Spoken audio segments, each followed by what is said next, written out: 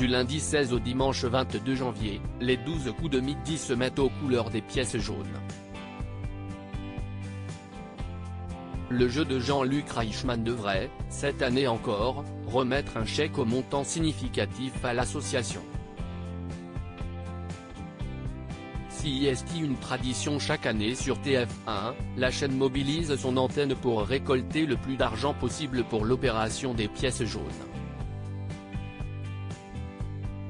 Plusieurs programmes phares sont mis à contribution. Le lundi 9 janvier, la première dame, et présidente de la Fondation des hôpitaux, Brigitte Macron était l'invitée spéciale du journal télévisé de 20h de Gilles Boulot pour parler du lancement de l'opération 2023 des pièces jaunes. Vendredi 13 janvier, CIST aux côtés d'Arthur Con a pu retrouver la femme du président de la République lors de l'émission Le Grand Concours, finalement remportée par Camille Serre.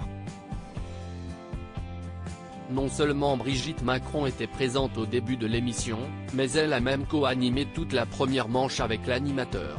Les 12 coups de midi, Brigitte Macron présente ce lundi 16 janvier dans l'émission Toute cette semaine, les 12 coups de midi, se mettent aux couleurs des pièces jaunes.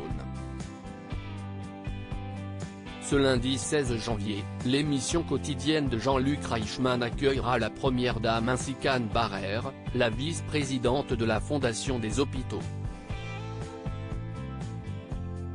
Les deux femmes vont présenter l'opération Pièces jaunes et rappeler l'importance de faire des dons pour améliorer les conditions de vie des enfants et des adolescents dans les hôpitaux. Toute cette semaine, chaque bonne réponse donnée par le maître de midi lors de la phase finale du jeu, appelé le coup de maître, augmentera de 5 000 € la cagnotte pour l'association. Dimanche, Jean-Luc Reichmann offrira à Anne Barrère un chèque avec le montant global récolté tout au long de la semaine. Les 12 coups de midi, Stéphane, très proche du record de Paul Sion, sait déjà que Stéphane, l'actuel maître de midi, sera présent au départ de cette semaine spéciale pièces jaunes. Il faudra qu'il remporte les 7 émissions de la semaine pour assister à la remise du chèque dimanche. L'ouvrier originaire de Haute-Marne est présent dans le jeu depuis le 20 août 2022.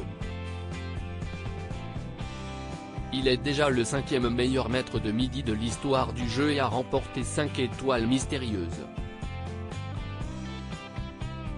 Le champion se rapproche fortement du record de Paul Elrarat qui avait participé à 153 émissions.